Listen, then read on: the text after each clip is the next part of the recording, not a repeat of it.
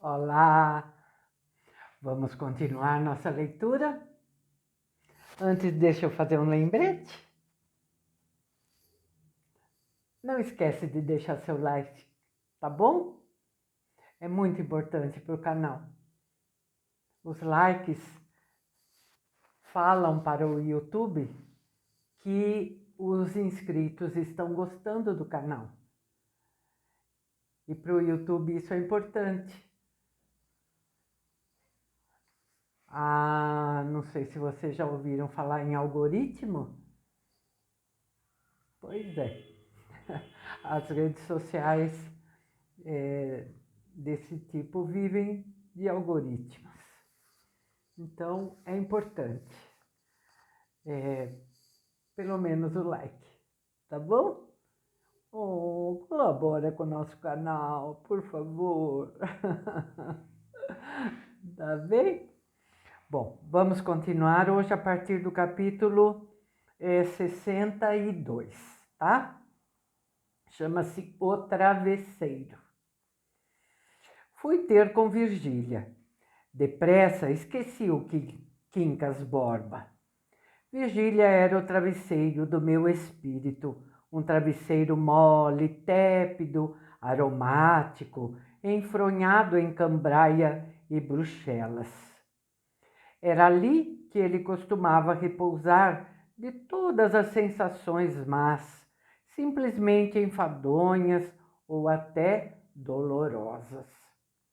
E bem pesadas as coisas, não era outra a razão da existência de Virgília. Não podia ser. 5 minutos bastaram para olvidar inteiramente o Quincas Borba.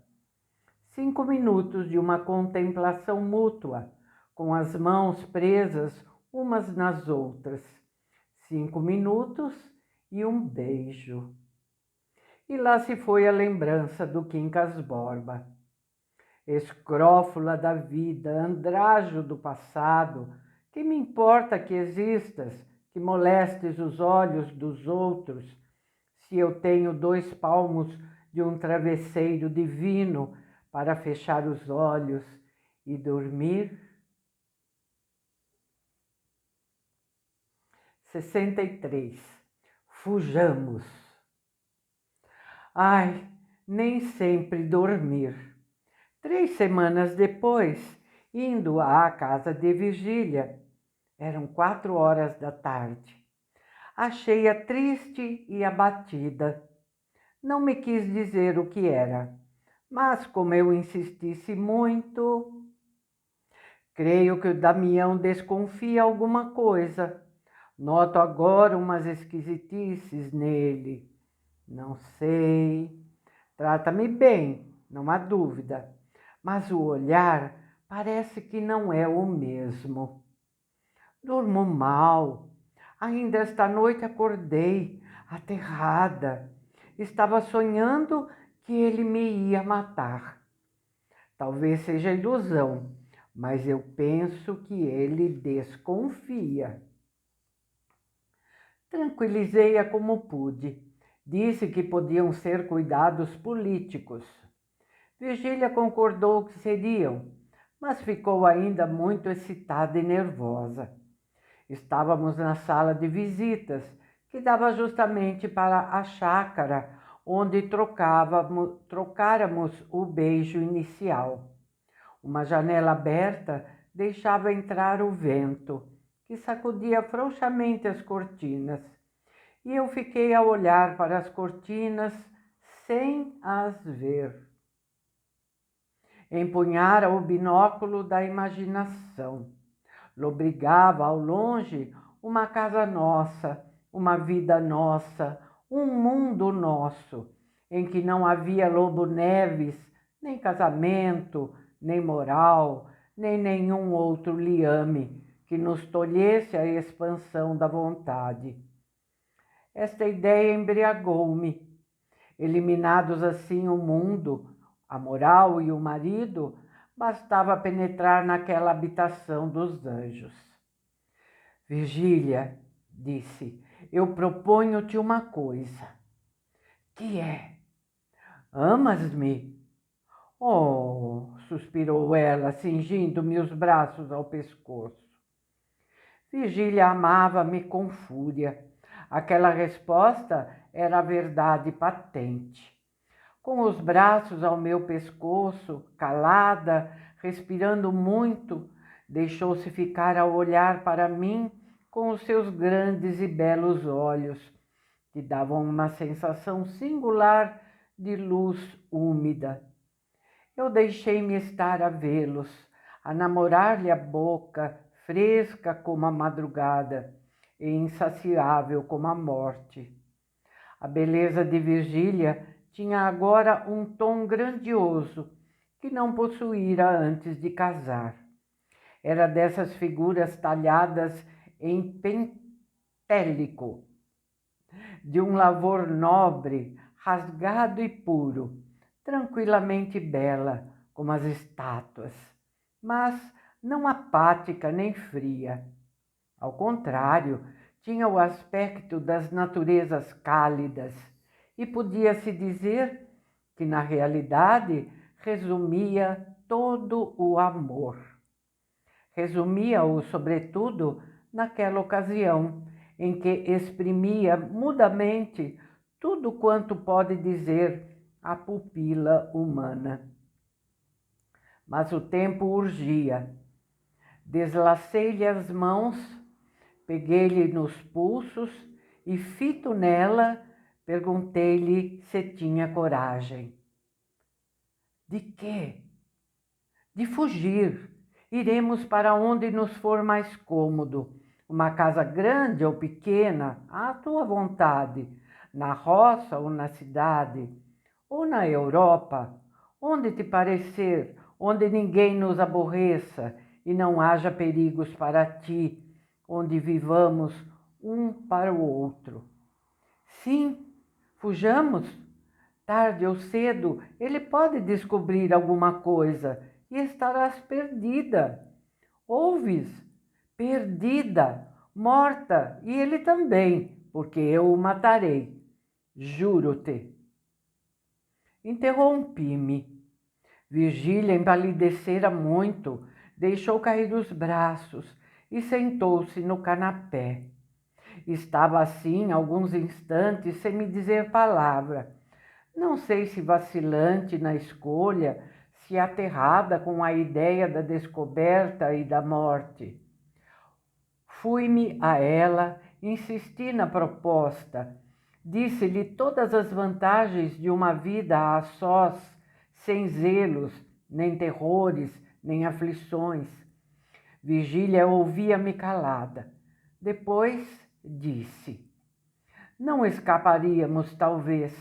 Ele iria ter comigo e matava-me do mesmo modo. Mostrei-lhe que não. O mundo era assaz vasto e eu tinha os meios de viver onde quer que houvesse ar puro e muito sol. Ele não chegaria até lá. Só as grandes paixões são capazes de grandes ações, e ele não a amava tanto que pudesse ir buscá-la se ela estivesse longe. Virgília fez um gesto de espanto e quase indignação. Murmurou que o marido gostava muito dela. Pode ser, respondi eu. Pode ser que sim. Fui até a janela e comecei a rufar com os dedos no peitoril. Virgília chamou-me.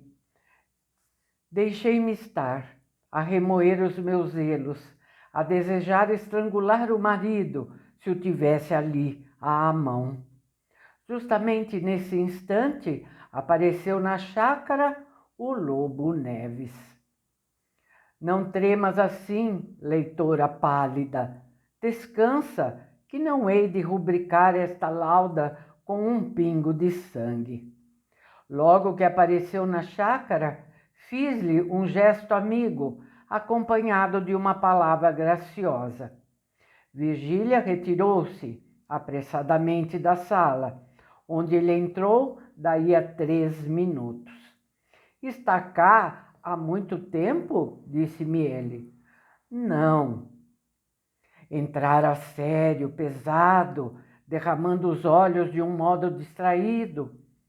Costume seu, que trocou logo por uma verdadeira expansão de jovialidade quando viu chegar o filho, o nhonhô, o futuro bacharel do capítulo 6. Tomou-o nos braços, levantou-o ao ar, beijou-o muitas vezes. Eu, que tinha ódio ao menino, afastei-me de ambos.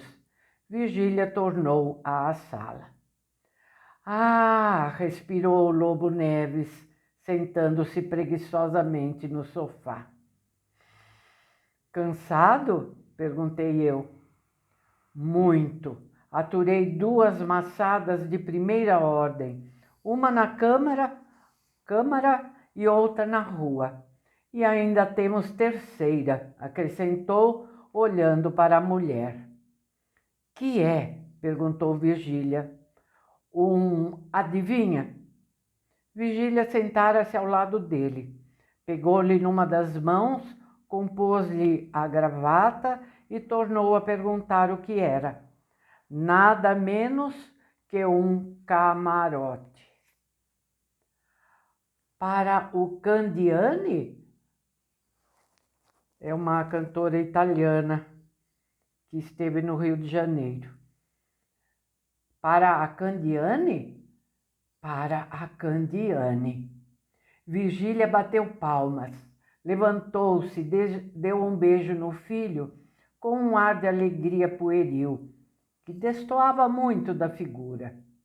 Depois perguntou se o camarote era de boca ou do centro. Consultou o marido, em voz baixa, acerca da toilette que faria, da ópera que se cantava e de não sei que outras coisas. Você janta conosco, doutor, disse-me Lobo Neves. Veio para isso mesmo, confirmou a mulher. Diz que você possui o melhor vinho do Rio de Janeiro. Nem por isso bebe muito. Ao jantar, desmentiu. Bebi mais do que costumava. Ainda assim, menos do que era preciso para perder a razão. Já estava excitado, fiquei um pouco mais. Era a primeira grande cólera que eu sentia contra Virgília. Não olhei uma só vez para ela durante o jantar. Falei de política, da imprensa, do ministério. Creio que falaria de teologia, se a soubesse ou se me lembrasse. Lobo Neves acompanhava-me com muita placidez e dignidade, e até com certa benevolência superior. E tudo aquilo me irritava também, e me tornava mais amargo e longo o jantar. Despedi-me apenas, nos levantamos da mesa. Até logo, não? Perguntou Lobo Neves. Pode ser. E saí. Capítulo 64. A transação.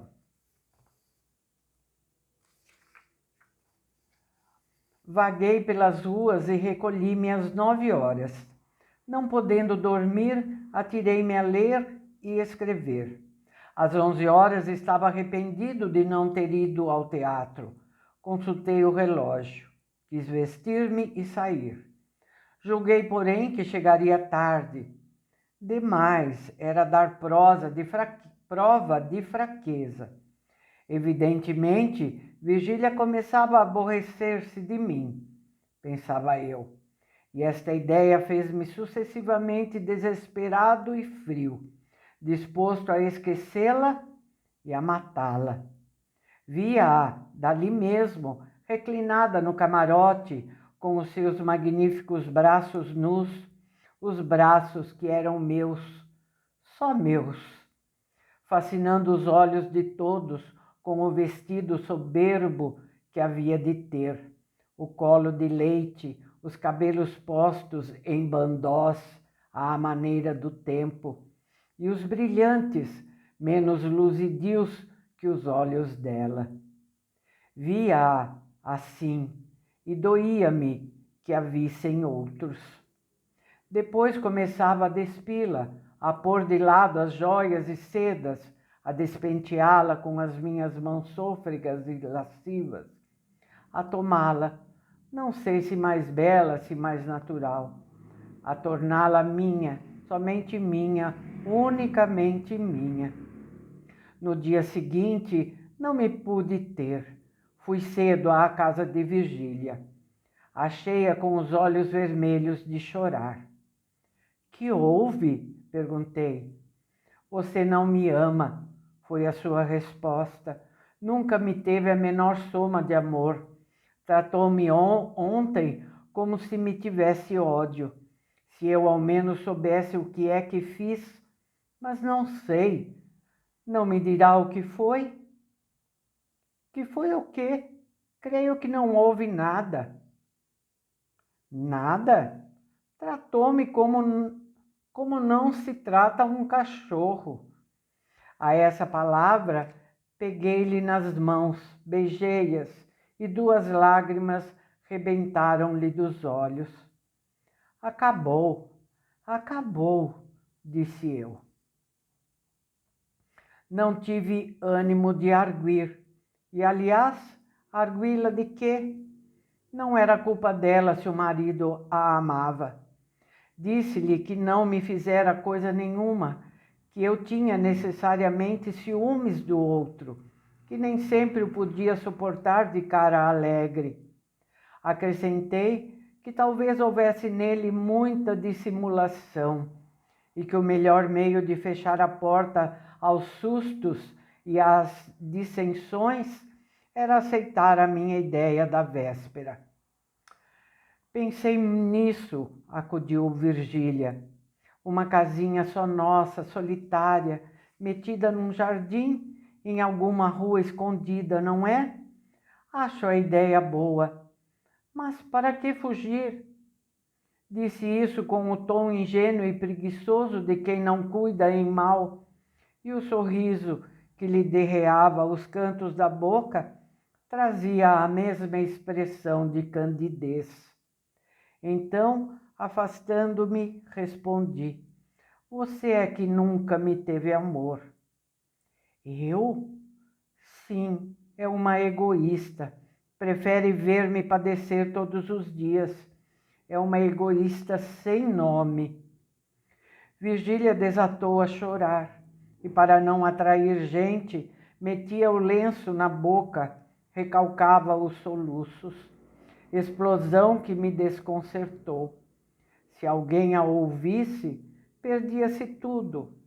Inclinei-me para ela, travei-lhe dos pulsos, sussurrei-lhe os nomes mais doces da nossa intimidade, mostrei-lhe o perigo, o terror, apaziguando-a. Não, o terror apaziguou-a. Não posso, disse ela daí a alguns instantes. Não deixo meu filho. Se o levar, estou certa de que ele me irá buscar ao fim do mundo. Não posso. Mate-me você, se o quiser, ou deixe-me morrer. Ah, meu Deus, meu Deus! Sossegue. Olhe que podem ouvi-la. Que ouçam, não me importa. Estava ainda excitada. Pedi-lhe que esquecesse tudo, que me perdoasse, que eu era um doido, mas que a minha insânia provinha dela e com ela acabaria. Virgília enxugou os olhos e estendeu-me a mão. Sorrimos ambos. Minutos depois, tornávamos ao assunto da casinha solitária em alguma rua escusa. Será? Que será, não? Bom, amanhã a gente vai saber mais alguma coisa, não é? Tá bom? Então é isso.